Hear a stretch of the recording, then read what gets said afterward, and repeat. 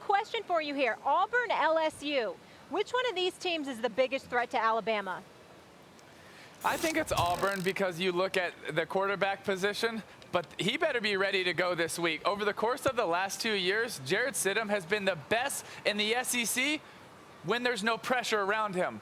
But actually, when there's pressure around him, technically he's been the worst. So if Auburn wants to get to #1 in the SEC West and knock off Alabama again, he's going to have to figure out how to maintain the pocket with pressure around him and deliver it to all the athletes around him. So I think Auburn's the biggest threat, but I think as good as Jarrett Stidham is, he can continue to get better, and that can truly give Auburn a chance to be very dangerous this year.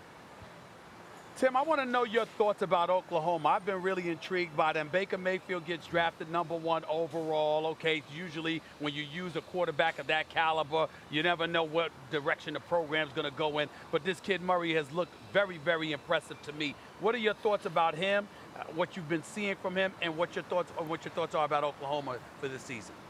I think Oklahoma is loaded. I think Kyler Murray is extremely talented. I think he's been a superstar in waiting. I think when he went to A&M and I was at practices and I was watching this kid run and throw, you'd say this kid has something special. He has Vic-like tendencies with his ability to whip his arm and his quickness in the pocket and his ability to make people miss. And that's a huge statement to say he's got Vic-like tendencies.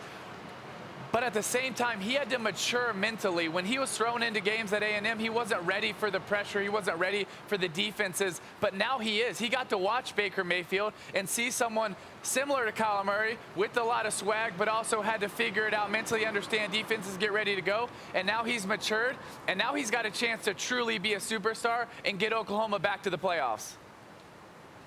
Tim, Ohio State TCU in Fort Worth. On the one hand, Urban Meyer is his last game on suspension, right? On the other hand, he's been coaching the team in practice.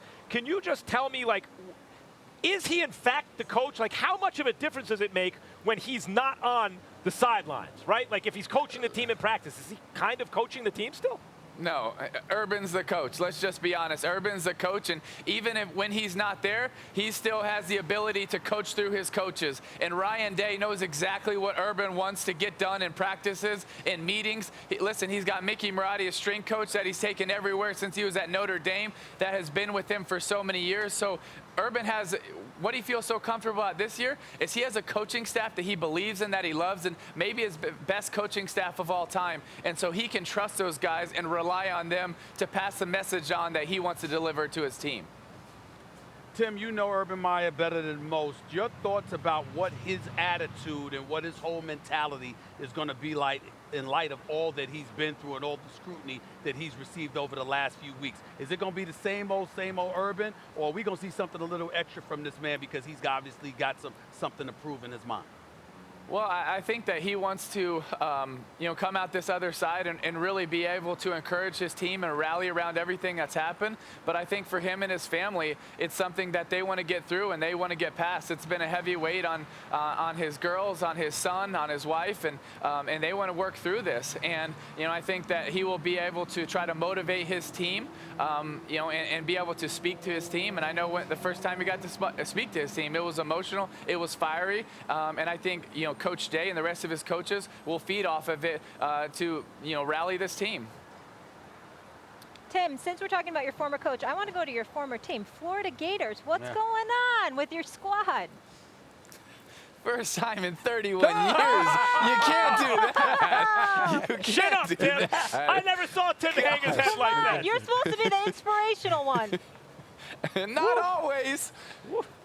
Listen, it was tough. 31 years. I wasn't even born the last time Kentucky beat Florida. Are you kidding me? I mean, it was, but I think Florida's in the right direction. I think Dan Mullen's going to get them there. I think it's going to take a change in mindset. I was at practice Thursday before the Kentucky game, and I spoke to the team. Obviously, that didn't do a lot of good, and talked to them. And there was a confidence, but in my opinion, it wasn't the right type of confidence. It was a confidence of, hey, we're Florida, we're talented, we got a lot of draft picks. Listen, draft picks don't win games. Great players win games, okay? There's a difference between being a great player and being a talented talented player. And Florida's talented players need to be great players, and there's a huge difference. But I think Dan Mullen's going to get it done from taking the talent and eventually making them great. And it's interesting. I want you to stay right there because when you talk about a team falling off in the SEC, if you're somewhere else, Tim, you might have the ability to recover. But with Alabama, with Auburn, with LSU in the conference, Ole Miss, others, I mean, if you fall off in the SEC, I'm worried that the best days of Florida are a long time ago, and it's going to be a long time before we see it again. You just want him to hang his head again. What kind of friend Yes, are you? Stephen A., you'll never make me hang my head. But let's just be honest. When you fall off in the SEC, yes, it's hard to get back. But I think that Florida's a place with, they're changing the facilities. With Dan Mullen coming back in, you're going to be able to continue to recruit to get the athletes, but he's also going to be able to train them up now. Listen, since 2000, Florida is still in the top 7 in draft picks. So they're getting a lot of really good athletes and a lot of first-round draft picks.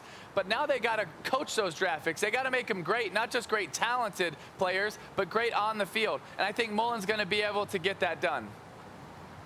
Tim, before your time, there was a great hip-hop group called Houdini.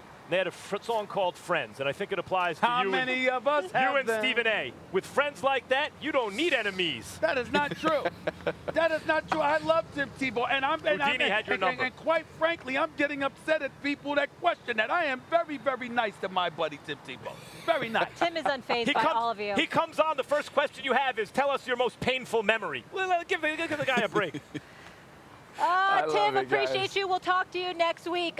Enjoy Always. Ole Miss, Alabama. All right. Sounds good. Thanks, guys.